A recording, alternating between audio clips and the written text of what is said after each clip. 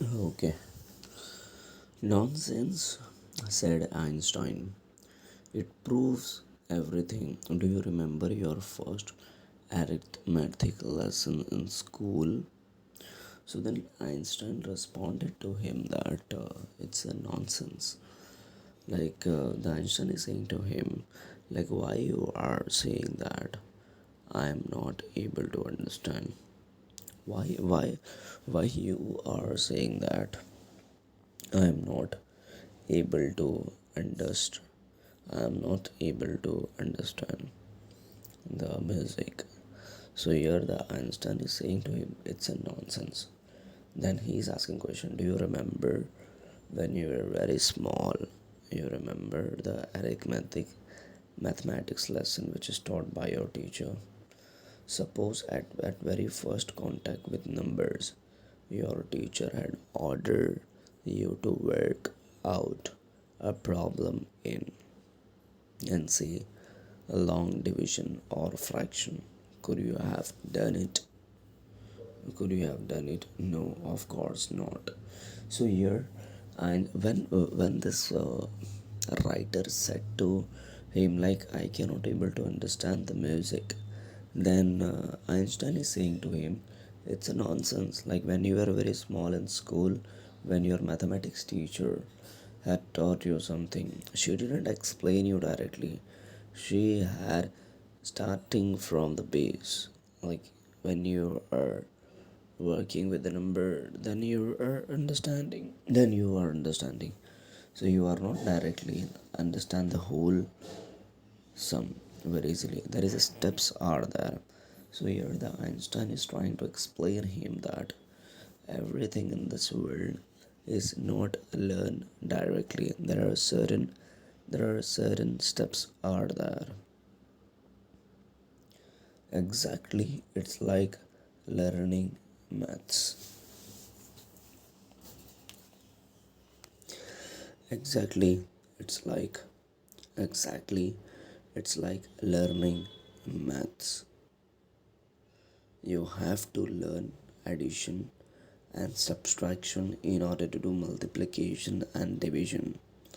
Now I am playing something a little more advanced. So here Einstein had told him that for doing multiplication and long division, you should know the basic steps of adding and subtracting. So now I'm going to play a more advanced music. It was John McCormack singing, and that music was John Cormack singing. The trumpeter sing that back. He ordered. Then after that, he played a one more song, which is sang by John, which is sang by John McCormack, and sing that back. He ordered. Then he said, "Okay, sing that thing again. Sing that back." He ordered, and we went on from level from level to higher level until he was playing just music without words. Just music without words. I was amazed that this great man was paying complete attention to me so that I could learn something new. It was as if I was the most important person in his world. Suddenly he got up and turned off the gramophone. So here Einstein started playing the song again and again from level to higher level, and the writer is saying that Einstein was paying complete attention to me, and I like that. Like he wants me to learn. He wants me to learn, and I was the most important person in his world. Suddenly, suddenly he got up and turned off the gramophone and turned off the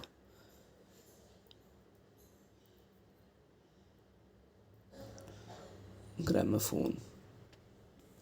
Now, now, young man, he said, we are ready to listen to batch, right? So then he said, we are ready to listen to batch.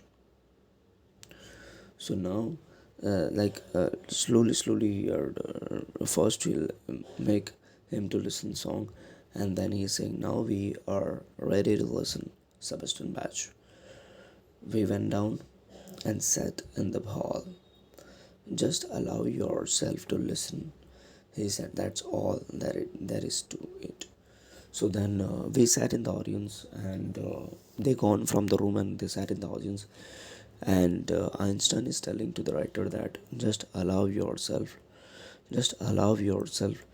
to listen. Just allow yourself to listen. Listen. I have heard that piece many times since that day, but I'm never alone. I am sitting beside a small man with a shock of untidy hair and a pipe in his mouth. He has eyes that are unusually warm. When the concert ended, I too was able to clap sincerely. Our hostess came towards us and we both stood up. So here, then he allowed himself to listen. He understood, and he also clapped. Then after that, the that hostesses came towards us, and we stand up.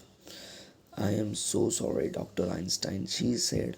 She said, giving me a cold look that you missed so much. Then after that, this hostess was saying sorry to the Einstein, like I'm so sorry. And that girl was looking at the writer very angrily, and she said, you she said to writer first, she said to Dr. Einstein, I'm so sorry. Then she looked angrily to writer and said, you have missed so much. And I am so sorry too, he said. Then after, Dr. Einstein also said, I'm so sorry. My young friend here and I, however, were engaged in the greatest activity of which a human being is capable. So here, Dr. Einstein is saying, I am also sorry for that, because in I am engaged in an activity. I am I am engaged in an activity, important activity of a human being is capable of. Uh, she looked puzzled. Really? And what is that? Then after that, she was asking. She was confused and she said, really, what is that? Like what? Like you are engaged in what? Einstein smiled and put his arm across the writer's shoulder and opening up the frontiers of beauty. Then opening up the frontiers of beauty. Last two lines is explaining that when she asked, what is that? Then he had just smiled and he said, this man is also understanding the music from now. So we can say that from this particular chapter, we have understood that anything, if you want to learn in this world, you have to, you really have to work hard. You have to understand the each and every step behind it, and it's compulsory to do that. And this whole chapter, if I summarize, there is a situations comes like different scene are there. There is one theater is there, there is one room is there, and inside that room there is a gramophone, and the characters are the writer Dr. Einstein and the girl hostess who invited the writer for the dinner. And after the dinner, he had he had listened that music. Okay, thanks for listening me.